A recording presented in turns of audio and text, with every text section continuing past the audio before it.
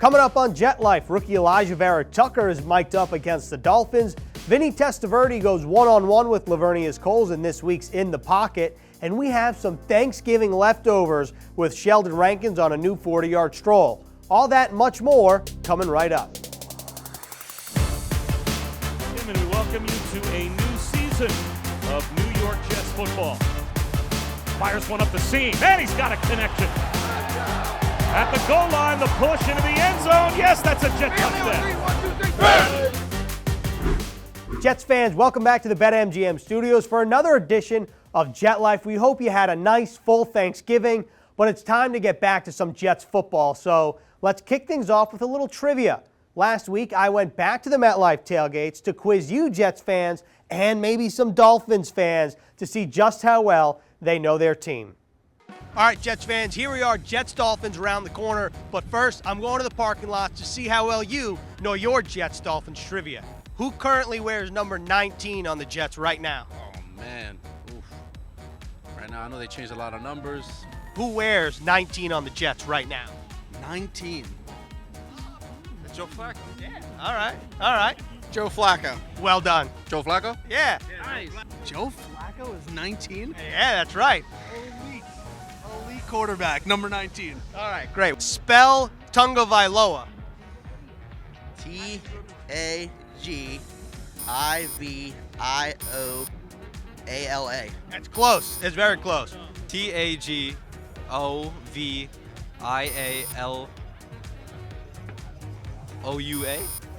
That's, yeah. We'll spell Tua. Tua. Who scored the game-tying touchdown against the Dolphins in the Monday Night Miracle? Wow. Who scored the game-tying touchdown against the Dolphins in the Monday Night Miracle? Oh, that was the center. Oh, Big Joe Elliott, right? Was that who it was? It's close. Jumbo Elliott. I was there. I was there with my dad and we were in the top deck, and then it was a blowout, so we were able to move down to the 50-yard line, second row, and we stayed and witnessed it, and it was awesome. Last question. What color are CJ Mosley's dreads? Red? Right. All right, well done. That's it. Roll Tide. All right, great, cool. Red. They sort of have like a red pink in it. We count both. That was correct. There you go. All right, well done. Thank you. Nicely done, Jets fans. Silent clap, but now let's go to the field, all right, as we go inside the huddle with rookie Elijah Vera Tucker, who is on this week's new edition of Mic'd Up. Yes, sir. Yes, sir. Oh, yeah.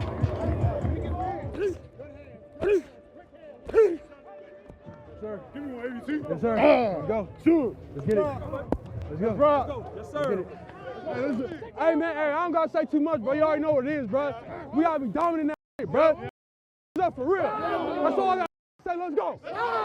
Hey, Trent saw me. 1, 2, 3. Flacco hands one to Carter, running left, gets through the line, runs left inside the 30, inside the 20, he's at the 10, at the 5, dragged down inside the 2. Let's go. Flacco throwing. It is a touchdown. Jamison Crowder. Yes, sir. Yes, sir. Way to go, Crowder. It's kind of nice out today. I'm not gonna lie. I thought it was gonna be cold.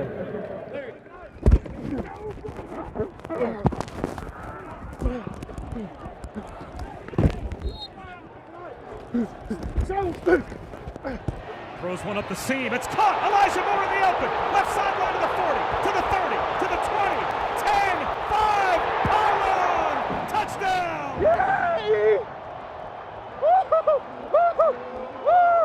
Yes, sir! You a dog! You a dog! Let's go!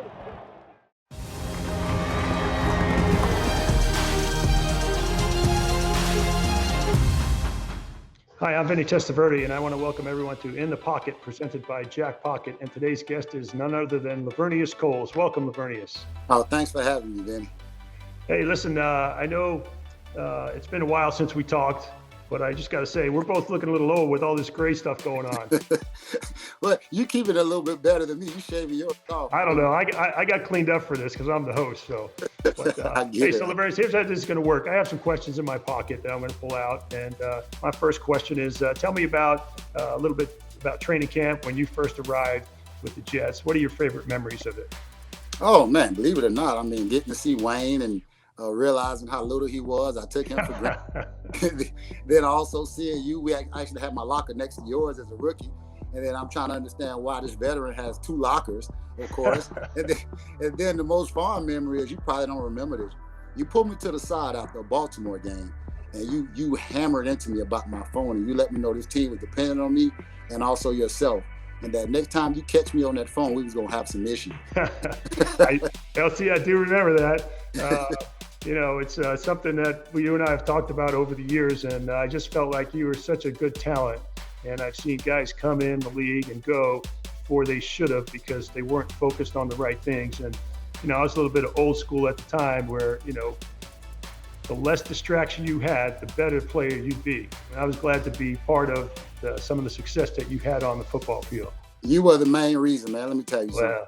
I You appreciate breaking that. me in and sitting me down and letting me know the importance of it. And I never picked up another cell phone before a game of my entire career. I can tell you that much. So you meant that much to me, and you allowed me to be able to focus and do what I was supposed to do as a professional. Laverius, I want to thank you for being in the pocket, presented by Jack Pocket. Thanks. Thank you for having me. Jack Pocket lets you play all your favorite official state lottery games right on your phone. Win big while watching the Jets win big without missing any of the action. Play your favorite lottery games like Powerball and Mega Millions right from your own couch in the comfort of your own home. Go to the App Store to download the app for free or visit jackpocket.com. Get your first Mega Million or Powerball ticket free using code JETS21. That's JETS21. Must be 18 or older to play. If you or someone you know has a gambling problem and wants help, call 1-800-GAMBLER. Please visit jackpocket.com/TOS for full terms of service. Welcome back to JetLife here in the BetMGM studios. I hope you grabbed some popcorn because it's time for the top moment of the week. And coming in at number 3, rookie running back Michael Carter up the left sideline, sees the holes, breaks a couple tackles, and then gets caught from behind. Unfortunately, so close, Michael, but you know what? This was the Jets' longest run of the season. And coming in at number 2, Ashton Davis, little slide action for his first career interception. Well read by the second-year player. And of course, you got to get the celebration afterwards. But coming in at number 1, no surprise here, Joe Flacco finds the rookie 8-ball corner pocket Elijah Moore, turning on the afterburners to tie this game at 14.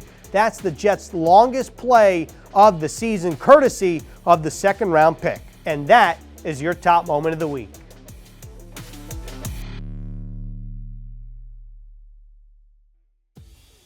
Whoa, you know what that means? It's time for some trivia, so let's go back to 2003. Which Jets wide receiver went for 111 yards and 1 touchdown in their 19-14 win over the Texans, the first meeting between the Jets and Texans in NFL history? Don't touch the remote. We'll have the answer when we come back.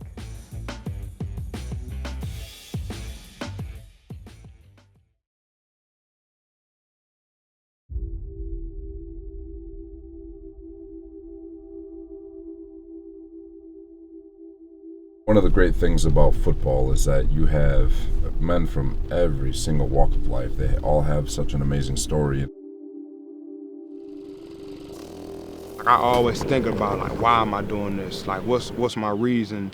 You know, who am I doing it for? You know, there's people out there that's trying to feed their family as well, and I got to do the same. I thought you was my little twin. Nothing's guaranteed, and this game doesn't love us the same way that we love it. It doesn't add to my hunger. My hunger was already immeasurable. I gotta have the right mindset for 60 minutes, and we gonna come out victorious. You did it. You did it. And particularly, my mother. You're my world. Hey, beautiful. But you got it.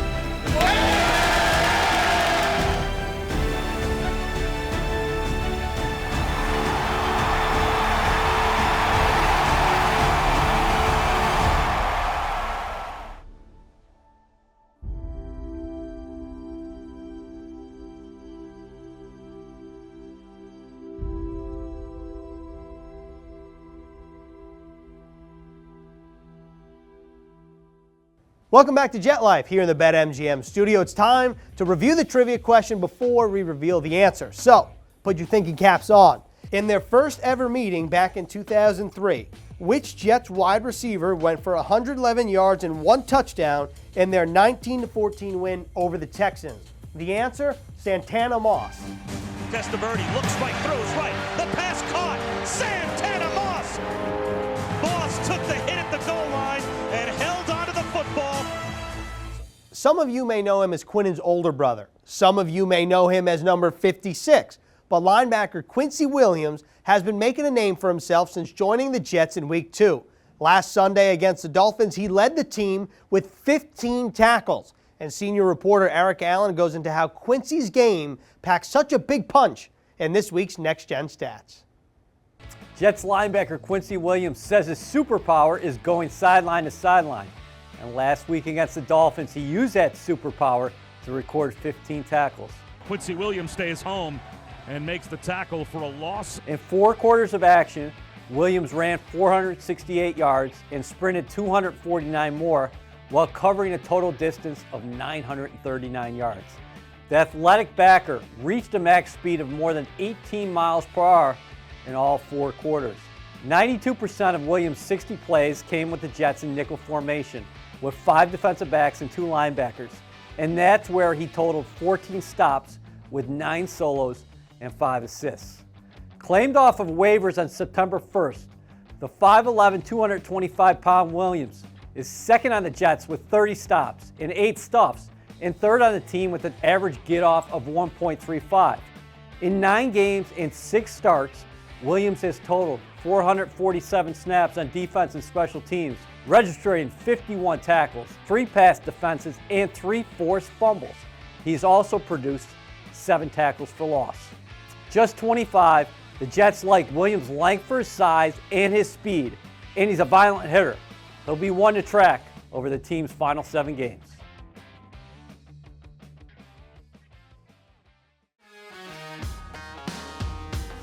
The Jets are back on the road tomorrow. They take on the Texans in Houston. And to get a better look at what this Houston Texans team is all about, well, we went on a little road trip with Texans team reporter DP Sidhu. All right, it's time for a road trip segment here on JetLife. We're going to Houston. We're bringing in Texans team reporter DP Sidhu. DP, thanks for joining us tonight. Thanks, guys. I think you are going to be pleasantly surprised by the weather when you get down here. It's been amazing these days. I think that's a fair statement. 70s. Oh, yeah. Oh, yeah. We need some of that. I need to put my coat in the closet and leave it there for the weekend, and I'm totally good with that. But on the field, you know, looking from afar, what happened last week in Tennessee? Because you look at the stats, and I feel like it doesn't tell the full story of the game. So from your perspective, somebody that watched all 4 quarters, you've seen the Texans play all season long, what happened in Tennessee that enabled Houston to win that game? Well, I think the defense has been playing better in recent weeks. I mean, we saw that at Miami. Of course, the Texans forced 5 turnovers, but then they also gave up the ball a bunch too. So the defense has been playing really well, enough to keep the offense in the game, but the offense just hasn't delivered, or they've turned the ball over too many times. And then you had a rookie in Davis Mills starting for a few games, which sort of limited what you were able to do as far as opening up the playbook. So it was Tyrod Taylor's second start coming off IR. His first start was at Miami, and he threw a very uncharacteristic 3 interceptions. And he came back, he played the way that he had been playing in week 1 and week 2 before he suffered the hamstring injury. And then you got a defense that puts you in great opportunities, gives you short fields. I think a lot of things just went the right way. And I think Tyrod Taylor being back there under center really opens up things. There's just a little bit more continuity and a little bit more consistency in all 3 phases of football for the Texans on Sunday. So you talked about this Texans defense playing better of late. How would you characterize the unit for somebody who's never seen a Houston game this season? Like, what are the strengths of the group and what are the weaknesses? Yeah, this defense now with Lovie Smith coaching it, it's back to a 4-3. It hadn't been a 4-3 defense since 2011 when in 2012 Wade Phillips came in, he changed it to a 3-4. So there's been a lot of changes. They've got a big rotation of defensive linemen up front that they go through. So that's really been the strength of this defense, is just getting pressure on quarterbacks, getting a lot of hits, sacks. And in the last 2 games, six interceptions by 5 different players. So, but that's certainly the strength of this defense is just getting the ball, taking the ball away. I think opposing quarterbacks and opposing teams should be very worried about turning the ball over when they face this Texans defense. In the Texans' 2 wins, has there been a common denominator for their success? And if so, what is that?